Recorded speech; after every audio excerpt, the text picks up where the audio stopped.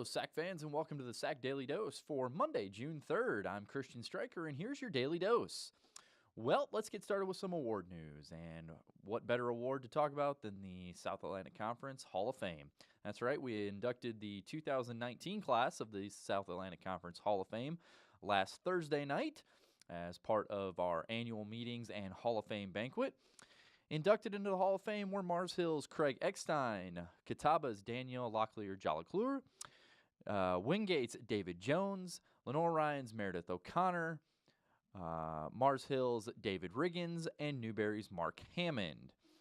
These fantastic individuals had a great night. They have a lot of accomplishments to talk about. If I sat here and talked about them all, we would be here all day. So encourage you to check out the link in the description below and read about these outstanding individuals as they were inducted into the Hall of Fame on Thursday. It was a great ceremony. Thank you for everyone for attending, and congratulations once again to those 6 individuals. Great job there. Sticking with award news, we did have 5 SAC baseball players that were named All-Americans by 3 different organizations this past week as All-Americans for the ABCA Rawlings. All-American teams were announced. The D2 Collegiate Commissioners Association, D2CCA, and the National Collegiate Baseball Writers Association all announced their respective teams. We did have 3 players that were consensus All-Americans. They were All-Americans across all 3 organizations. Tusculum's Dalton Martin was first team selection at second base for all 3. Lincoln Memorial's Ethan Elliott was a ABCA Rawlings first team selection, a D2CCA second team selection, and an NCBWA third team selection. And then Newberry reliever Quentin Driggers was an ABCA Rawlings third team selection and was a second team selection by D2CCA and the National Collegiate Baseball Writers Association. Also earning All-American honors were Catawba's Jackson Raper and Newberry's Danton Hyman. They were both honorable mention All-Americans by the NCBWA. So congratulations to all 5 of those guys, the 3 consensus All-Americans. Fantastic job there. You can read the full list of players that were selected for All-American in the description below. Also staying with baseball, as we have 1 team left playing. One lone holdout is still going strong as the D2 Baseball National Championship Finals got underway this past weekend in Cary, North Carolina. Catawba is representing the Southeast region and the South Atlantic Conference. They played their first game yesterday afternoon against UC San Diego. The Indians, the number 3 seed. UC San Diego was number 6. We did have the upset in that game as UC San Diego scored 5 runs in the top of the 5th inning and won 5-0. Catawba was just unable to get the bats going. They had the 1 bad inning, but otherwise held the Titans, the Tritons, scoreless, except for that 1 bad inning. Catawba only able to get 5 hits. Jackson Raper did collect 2 of those 4 hits. Jackson Raper had 2 of the 4 hits. Cameron Morris and Lee Poteet also had a hit as well. Brian Ketchie was tagged with the loss. He went 4 1/3 innings. He allowed 5 runs on 6 hits with 4 strikeouts. So the Indians are dropping to the elimination bracket, and they will take the field again on Tuesday at 3 o'clock. They're going to take on Mercyhurst in an elimination game. Hopefully they don't go home. Hopefully they can win that game and keep on rolling. So we'll keep everybody up to date on that on Wednesday. That hopefully we'll be talking about a Catawba win.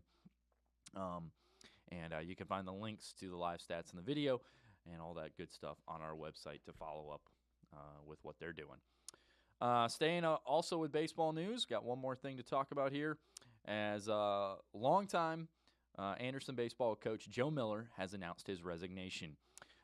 It'll be effective June 30th. He has been a part of Anderson for 29 years, including 23 years as the head coach.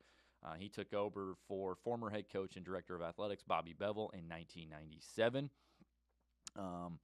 He had the privilege of playing for Anderson back when it was a junior college in 1986 and 87. He went on to finish his career over at Newberry, where he was an NAIA academic All-American following the 89 season, and he led the then Indians, now Wolves, to the District 6 championship. He served as an assistant coach under Bobby Bevel from 90 to 93, and then became associate head coach in 1994. He has more than 518 victories as an Anderson Trojan. And we wish Coach Joe Miller all the best in his retirement, and hopefully he will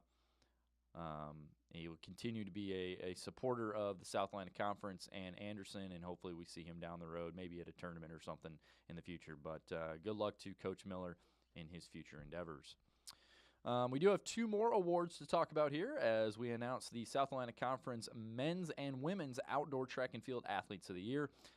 This year was the first year the Track and Field Athletes of the Year were determined at the completion of the NCAA championships and then voted on by the head coaches. And with those finishing up last week, the coaches voted after nominations and voting. Those votes were done last week. So our women's outdoor field athlete or outdoor track and field athlete of the year is Queen's Elise Ulseth. As she is a freshman from Norway. She was a All-American and finished 4th in the heptathlon. She also placed 14th in the long jump at the national championship. She won the SAC heptathlon and accounted for 33 of her team's points at the SAC championship. At the SAC championship, she placed 2nd in the long jump, 4th in the triple and high jumps, and was also 4th in the 100-meter hurdles.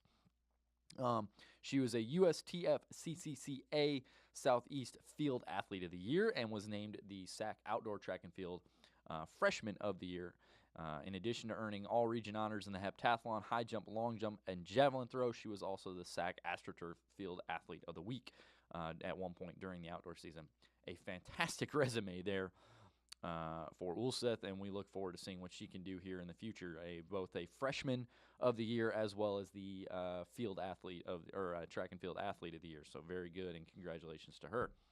Over on the men's side, it was Carson Newman's Devin Moore, who was named the track and field athlete of the year. Sophomore from Baxley, Georgia. He had an outstanding season as he was the 100-meter record setter, or record holder now, at Carson Newman. He ran a 10.12 second 100-meter dash at the Tennessee Relays. That is also 12th all-time in NCAA history. He took home 3rd place honors at the Division II National Championship in both the 100 and 200-meter dashes. He was an All-American in both of those. He earned all-region honors by the USTF CCCA and was all-SAC in both of those events as well. He was a 3-time outdoor track athlete of the week and was selected as the National Athlete of the Week on April 17th. So congratulations to Devin Moore as well. Great job there by him, as well as Elise on their Athlete of the Year honors. And so that brings us to everybody's favorite, the famous sports quote. And today my quote is in honor of Catawba and their loss yesterday, but I think it's going to be something good for them. The only way to prove that you're a good sport is to lose. That's from Ernie Banks. Thought that was a good quote to live by there, not only for our Catawba baseball team, but for all of our student athletes. The only way to prove you're a good sport is to lose. That's going to do it for me here today. Make sure you check out all the links to the stories we talked about in the description below. Also, be sure to check out the live stats and video links to Catawba's baseball game tomorrow at 3 o'clock against Mercyhurst as they finish up our last team still in action. Thanks for watching. Have a great week, everybody, and we'll see you next time.